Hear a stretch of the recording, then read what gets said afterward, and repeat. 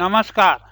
आज हम आपको बताएंगे कि सीआरओ या डीएसओ में हॉरिजॉन्टल टाइम स्केल की सेटिंग या कंट्रोल कैसे करते हैं। अब हम हॉरिजॉन्टल टाइम कंट्रोल के बारे में जानेंगे। ये वाई एक्सिस है, ये एक्स एक्सिस है। टाइम एक्स एक्सिस में आता है।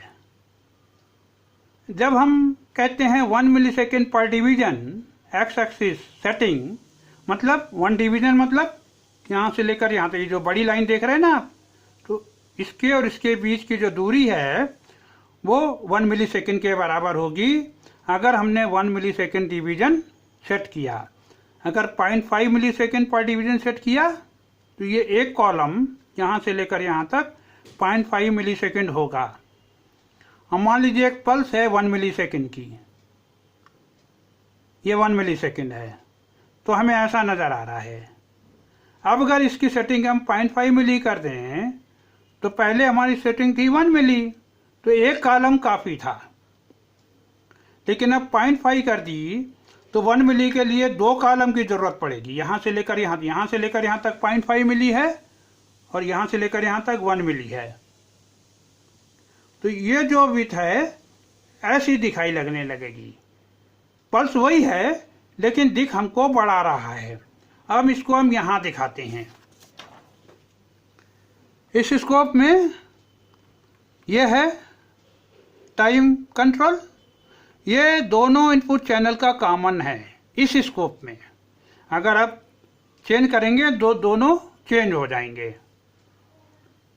अब यहाँ पर जो सेटिंग हम करते हैं हमारे स्कोप में यहाँ दिखाई देता है। जैसे अभी सेटिंग है 500 माइक्रोसेकंड, मतलब 0.5 मिलीसेकंड पर डिवीजन। 0.5 मिली मीन्स यहाँ से लेकर यहाँ तक 0.5 मिली है। देखिए ये जो पल्स है यहाँ से लेकर यहाँ तक 0.5 मिली है, थोड़ा ज़्यादा है। अब हमारे में यहाँ लिखा हुआ आ रहा है, कुछ स्कोप में यहाँ पे लिखा रह सकता है। स्कोप में अंतर होता है, कहीं यहाँ पे लिखते हैं कहीं यहाँ पे लिखते हैं। अब अगर इसको हम चेंज कर दें, देखिए हमने 200 माइक्रो कर दिया, तो यहाँ से लेकर के यहाँ तक 200 माइक्रो है, 0.2 मिलीसेकेंड। तो ये बड़ा दिखने लगा। इसको हम 1 मिली कर दें तो देखिए ये पल्स 1 मिली से थोड़ा कम है। अभी दोनों चेंज हो रहे हैं, एक करते हैं तो दोनों चेंज होता है। हम मान लीजिए आपको इस पॉइंट पर बहुत क्लोज देखना है टाइम। ये येलो जैसे ही रेड हाई जाता है, येलो इमीडिएट स्टार्ट होता है या थोड़ी देर के बाद, तो इसको एक्सपेंड करते जाइए। ये देखिए, ये देखिए अभी हमने सेटिंग कर दी 50 माइक्रो सेकेंड पर डिवीजन। तो जब 50 माइक्रो सेकेंड पर डिवीजन की तो ये बहुत बड़ा दिखने लगा। जैसे ये हाई जाता है वैसे ये चार्ज होना शुरू हो जाता है। अब इसको हम और बढ़ाते हैं। ये देखिए अभी हमने कर दिया 200 नैनो सेकेंड पर डिवीजन। अब हमने कर दिया 20 नैनो पर सेकेंड। तो ये जो रेड वेव शेप था इसका आप राइज टाइम देख सकते हैं। देखिए यहाँ पर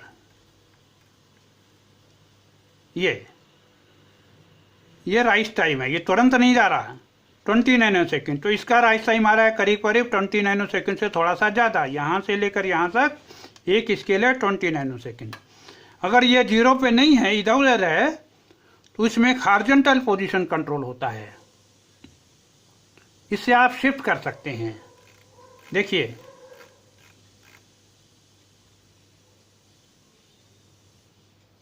तो इसका यूज तब होता है जब कोई पॉइंट हमें इस लाइन पे लाना हो, जैसे अभी हमें लाना था और राइज टाइम मेजर करना था। अब आज यहीं समाप्त करते हैं।